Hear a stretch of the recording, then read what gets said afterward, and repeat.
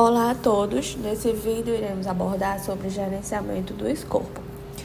Os tópicos abordados serão a definição do escopo do produto e do projeto, processos de gerenciamento do escopo, técnicas para o gerenciamento e a sua importância.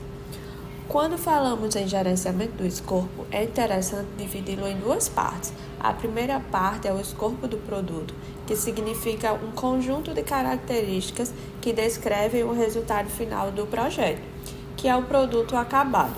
Por exemplo, em um projeto de construção de uma casa, temos um cliente, as partes interessadas, que pode ser a vizinhança, pessoas que podem interferir nas características dessa casa, o produto, que é a casa, e o escopo do produto, que seria a quantidade de cômodos, o layout da parte externa, o tamanho da garagem e etc. Cabe ao gerente de projetos conseguir identificar as expectativas das partes interessadas e estruturar o escopo do produto, que será o resultado do projeto, e a partir disso estabelecer o escopo do produto. A outra etapa é o escopo do projeto, que é como eu vou conseguir entregar um conjunto de características, ou seja, é um detalhamento de todo o trabalho necessário para entregar um produto, um serviço ou um resultado. Usando o mesmo exemplo da construção da casa, o escopo do projeto seria a compra de terreno, a contratação de mão de obra, a compra de material, entre outros produtos. Bom, com isso, o gerenciamento de escopo procura responder as seguintes perguntas: por que o projeto é importante? Quais problemas o projeto irá resolver?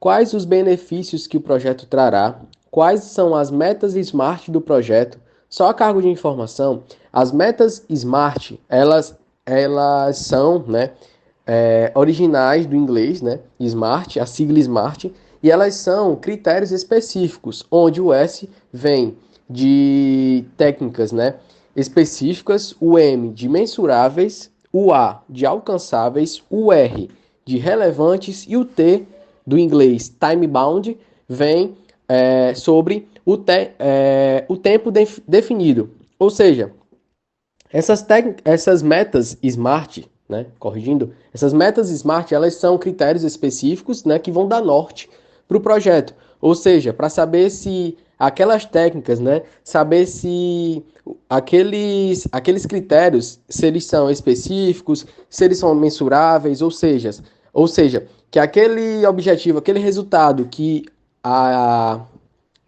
as pessoas querem, né? Que os gestores, os stakeholders querem com aquele projeto. Se eles têm um objetivo mensurável que dê para alcançar também, se eles são relevantes, né? Se eles têm uma certa relevância para aquele projeto, se tem relevância para atingir aquele resultado, e também se eles têm tempo definido, ou seja, porque a gente sabe que o projeto ele tem tempo de início, meio e fim. Então, essa meta SMART ela serve para dar esse norte. Seguindo com as perguntas, também, que é onde o gerenciamento de escopo procura responder, nós temos qual o resultado esperado do projeto, qual o trabalho necessário para entregar o projeto, quais os critérios de validação das entregas e quais as regras para gerenciar o escopo do projeto. Bom, no próximo slide teremos um mapa mental de forma estruturada sobre o processo de gerenciamento do escopo. E na página seguinte, temos também um mapa mental, porém de forma resumida, para que a gente entenda cada etapa desse processo. Primeiramente falando, o que seria o processo de gerenciamento de escopo? O gerenciamento de escopo é o conjunto dos processos essenciais para garantir que o projeto inclua todo o trabalho necessário e apenas o necessário para ter sucesso. Esse gerenciamento está relacionado principalmente com a definição e controle do que está e do que não está incluso no processo.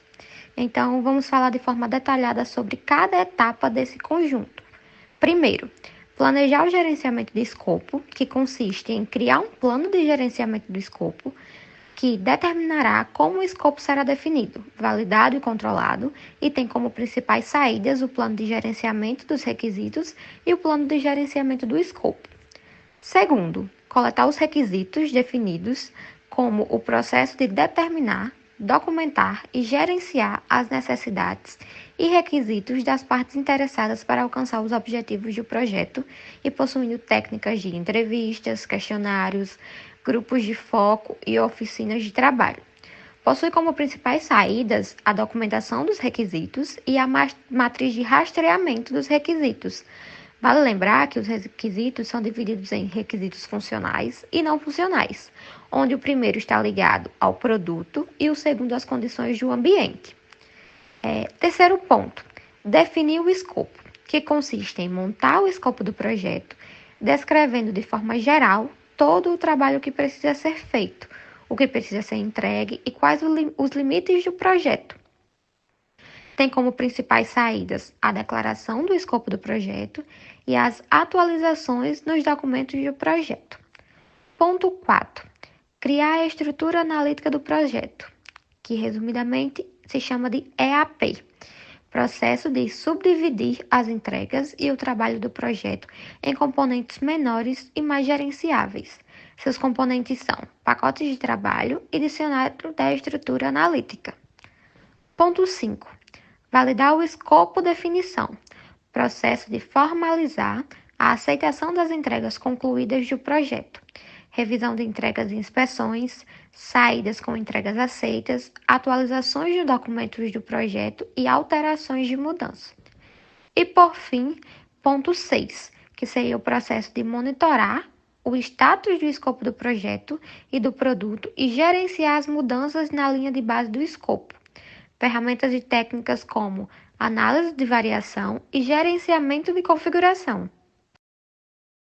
Seguindo para a apresentação, agora nós vamos falar um pouco sobre as principais técnicas para o bom gerenciamento de escopo do projeto. São elas: a opinião especializada, reuniões, entrevistas, grupos de discussão, oficinas facilitadas, análise de produto, geração de alternativas, decomposição, inspeção, tomada de decisão em grupo e análise de variação. A primeira técnica, a opinião especializada, ela consiste na consulta de um profissional muito experiente e que possui notório saber sobre determinado aspecto técnico do projeto. Com ela, é possível proporcionar novas perspectivas sobre o próprio projeto. Ou seja, a opinião especializada é meio que uma consultoria, onde é possível fazer, uma análise com base em uma consulta de um profissional com muito experiente, com muita expertise do assunto, e que esse profissional ele pode ser tanto de dentro do ambiente interno da empresa quanto externo, sendo que na maioria das vezes, na maioria dos projetos desenvolvidos, essa opinião especializada ela é feita através de um profissional de fora do ambiente da empresa. Por quê? Porque a pessoa de fora, o profissional de fora, ele tem uma visão mais ampla e analítica de como a empresa trabalha, de como o projeto em si, ele gira, Então fica mais fácil dele perceber algumas falhas, defeitos e também alguns pontos positivos, os pontos positivos, na real, daquele projeto, No caso, coisa essa que um profissional de dentro da empresa pode ser um pouco complicada a visão, por ela ser um pouco limitada comparada a esse profissional externo. As reuniões, que são encontros para discutir questões sobre o projeto. Nessas reuniões, existem as trocas de informações, gerações de ideias, o chamado brainstorming, chuva de ideias, ou tomada de decisões. E nela, os stakeholders, como gerente de projeto, equipe de projeto, cliente do projeto, são as partes envolvidas, ou seja, as pessoas que estão inseridas nessas reuniões. Essas reuniões elas têm um caráter mais corporativo e mais fechado, onde é difícil o intrometimento, podemos dizer assim, de outras pessoas, Elas são mais fechadas e é só mais o pessoal envolvido, Os stakeholders, os clientes, e o pessoal responsável criação, né, e desenvolvimento do projeto que participam dessas reuniões. E elas servem para essa trocação de ideias, né, de informações e para facilitar, né, nas tomadas de decisões. Entrevistas, que são roteiros de perguntas, né, com caráter formal de extração de respostas e são indicadas para obter informações confidenciais sobre a gestão do projeto, né? Essas entrevistas também elas têm um caráter mais fechado, né, comparado também com as reuniões. Então, elas são mais feitas para saber, né, obter informações confidenciais sobre a gestão do próprio projeto, né? Os grupos de discussão, que são ajuntamento de stakeholders, pessoas envolvidas do projeto, né, do processo, para que debatam sobre determinado aspecto do projeto. Normalmente, possui a intervenção de um mediador que conduz a conversa. Esse mediador deve ser experiente e os stakeholders qualificados. Com isso, esses grupos de discussão, comparado com as entrevistas e com as reuniões, eles são menos informais, né, do que os demais. Então, no caso, os grupos de discussão é um ajuntamento de pessoas, né, envolvidas no processo, né, que estão lá para também debater sobre o projeto em si. Só que também, em comparação com as reuniões, eles não têm um caráter tão formal quanto a reunião. É mais que uma conversa sobre essas chuvas de ideias, esses brainstorms, né, e sobre essas informações sobre o projeto em si, né. E também nela, no grupo de discussão, diferente da reunião, ela tem uma intervenção de um mediador, né? Que esse mediador ele necessita ter expertise do assunto, né? Para abordar da melhor forma possível, e também os stakeholders, as partes envolvidas, elas precisam ser qualificadas, porque aí também já reduz tempo, né? Por meio do conhecimento prévio do assunto.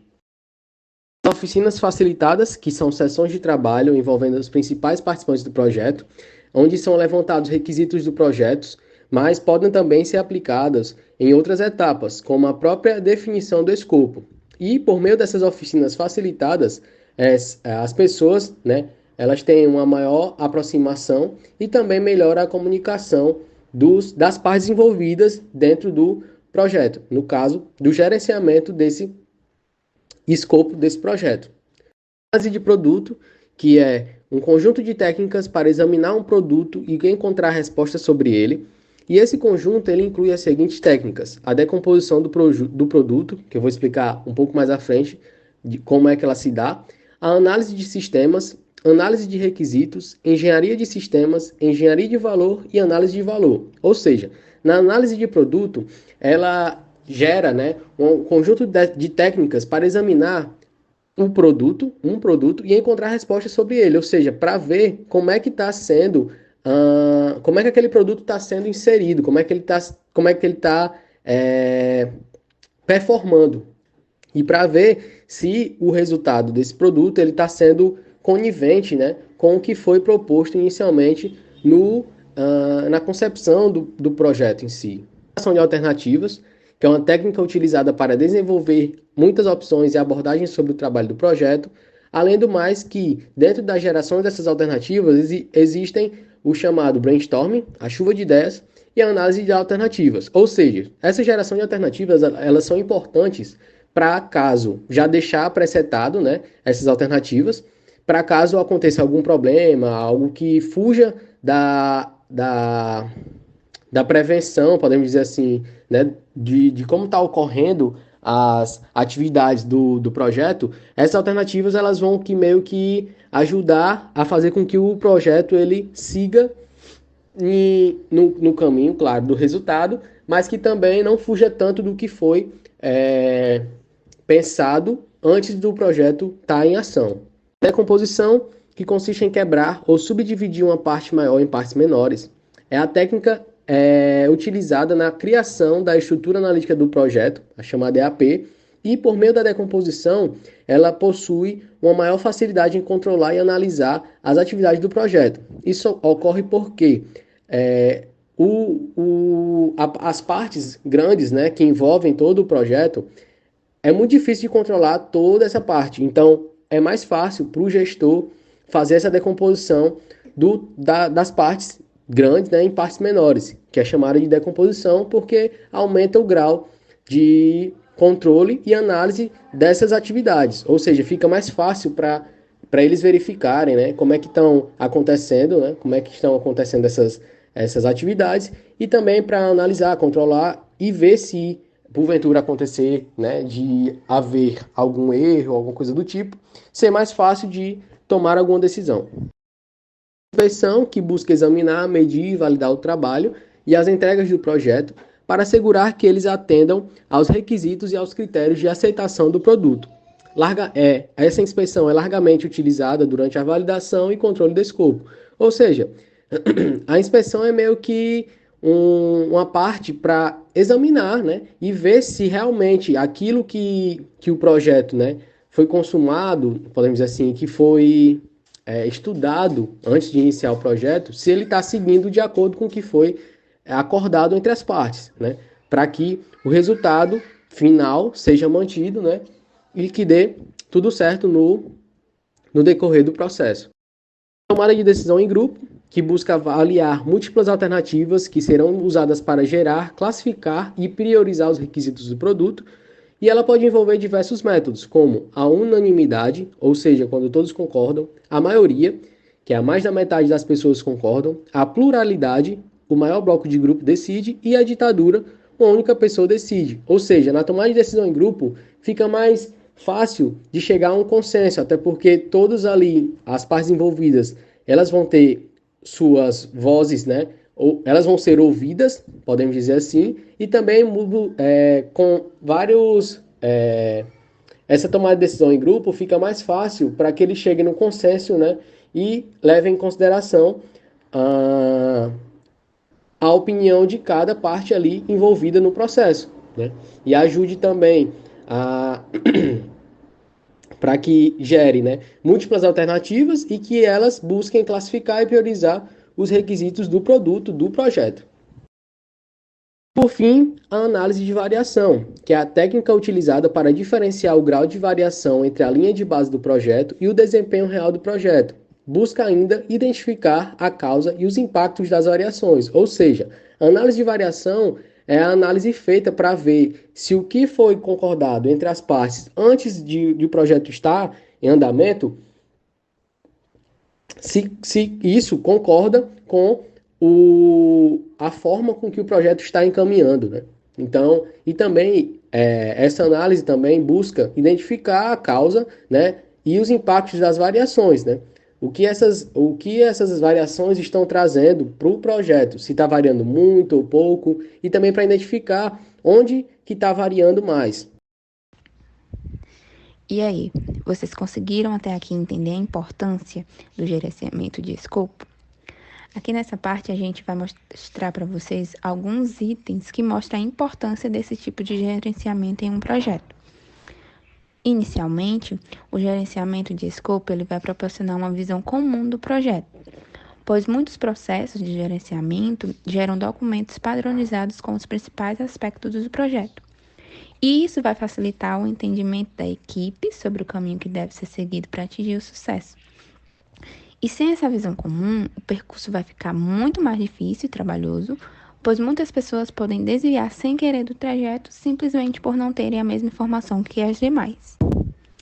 Além disso, é importante também para proporcionar uma segurança para os stakeholders do projeto.